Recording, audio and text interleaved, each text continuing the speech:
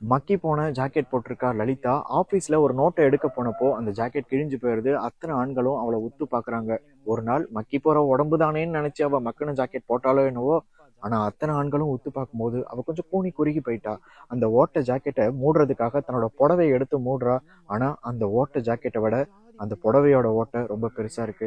ஓட்ட ஜாக்கெட்டை புடவையோட ஓட்டை ஜெயிச்சிட்டதுனாலயோ என்னவோ வறுமைக்கு முன்னாடி தோத்து போய் உக்காந்துருக்கா அந்த லலிதா. அந்த ஓட்டைக்குள்ள இருக்கிற உடம்ப மட்டுமே பாக்குறான் அந்த ஆபீஸ்ல ஒருத்தவன். அந்த ஓட்டைக்குள்ள இருக்கிற வறுமையை பாக்குறா அந்த ஆபீஸ்ல ஒருத்தி. அவ வந்து சொல்றா, நீ ஒரு புது புடவையை வாங்கிக்கோயேன் அப்படின்னு.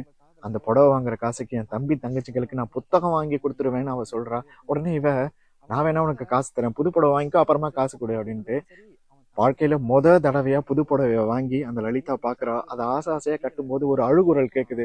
அவளோட தங்கச்சி, நான் இனி ஸ்கூலுக்கு தாவணி இல்லாம போக மாட்டேன்னு அடம் பிடிக்கிறா. இந்த புது புடவையை கிழிச்சு தங்கச்சிக்கு தாவணியா கொடுத்துட்டு மறுபடியும் பழைய புடவையை கட்டிக்கிறா லலிதா.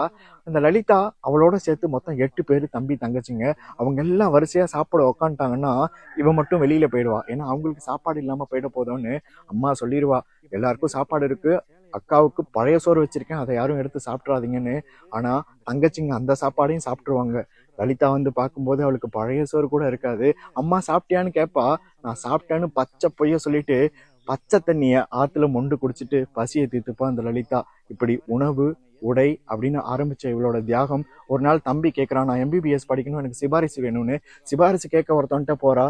அவன் வலுக்கட்டாயமா அவளை கற்பழிச்சிடுறான். ஒரு நாள் 300 ரூபா எனக்கு பணம் வேணும் காலேஜுக்குன்னு தம்பி கேட்கறான். அதுக்காக MD கிட்ட போயிட்டு அட்வான்ஸா 300 ரூபா கொடு அப்படின்னு சொல்லி கேட்டப்போ அந்த MD பணத்தை எடுத்து போட்டுட்டு, நீ உன் ட்ரெஸ் எல்லாம் கட்டிட்டு என் கூட படுத்தாதான் நான் இந்த பணத்தை தருவேன் அப்படின்னு சொல்லிட்டான்.